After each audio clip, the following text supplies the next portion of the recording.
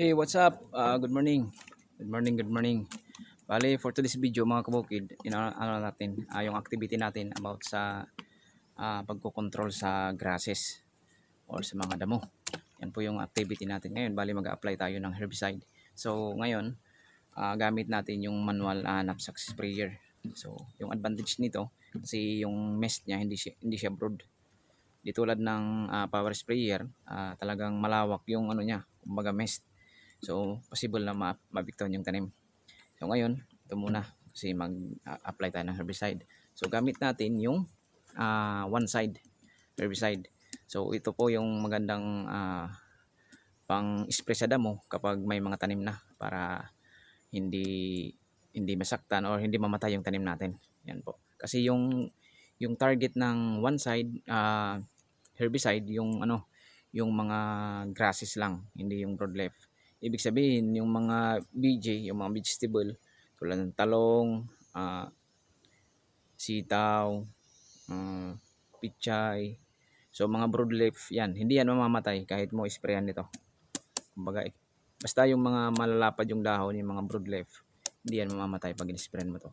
So tulad din ng talong, sip to gamitin sa talungan natin. So yung target lang niya, yung mga damo na mga grasses. Yan po yung ginaganda. Kaya ngayon nire-recommend ko sa inyo na mas mainam to gamitin pag may mga tanim na yung one side. Pero ako pag nagko-control ako sa mga pathway namin or sa mga kanal, yung ginagamit ko yung Roundup. Yung ginaganda sa Roundup, talagang mas ano siya, kumbaga general na, kumbaga lahat ng damo pinapatay niya. Possible pa nga yung mga tanim pag hindi talaga sakto yung pag-spray, wag na tamaan, mamamatay din yan.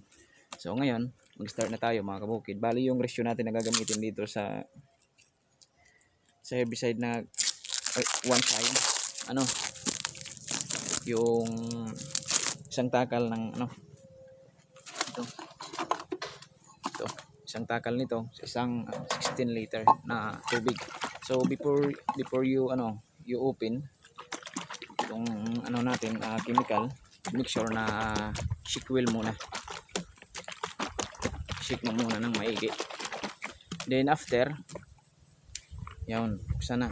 So, napapansin nyo yung na to, parang ayan, masilaw. So, ito. Ayan. Basta mayroon dyan, yan, yung umi-slit na yan. So, yan po yung niya, yung purpose niya yan, pangbukas dito sa seal, yung silyo. Yung, mo lang yung takip. Ilalapat mo lang. Then, i-twist mo. Ayun, nabukas na. So, ganun lang kadali. Oh, see? Yan po. Yan po yung gamit niya para hindi na kayo mag-angat gamit ng kamay. So, ngayon, start na tayo para medyo mainit na. Mas maganda yung mainit kasi mas mabilis yung absorption ng stomata sa chemical. Then, lalo na pag may halong asin. Yung asin natin, mga kabukid, bali haluan natin yung one side at saka asin. So, isang takal din ng asin sa isang lata, then isang takal din dito, 16 liter. Yan po yung natin, ratio. Okay. Yun. Din yung asin naman, ganun din. Isang takal din. Para sigurado talaga, dinbul. Yun.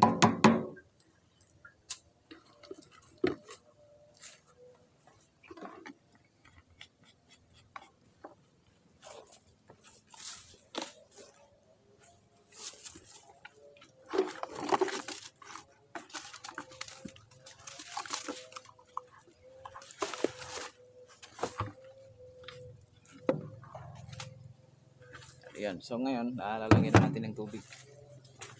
So bali yung natin, kinukuha ng tubig dito lang. Kumbaga yung creek dito. So natural lang talaga na tubig. So fresh yung tubig na gagamitin natin.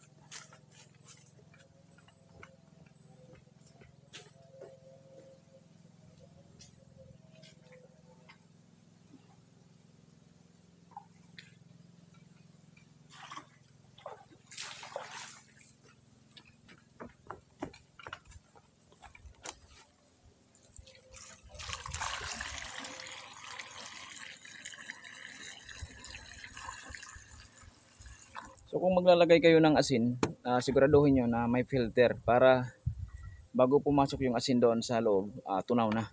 Yan po. Kasi pag hindi mo pinilter, pag dinirekta mo, possible na mag-clog yung mga yung tubo o yung hose ng natin, ng knapsack sprayer.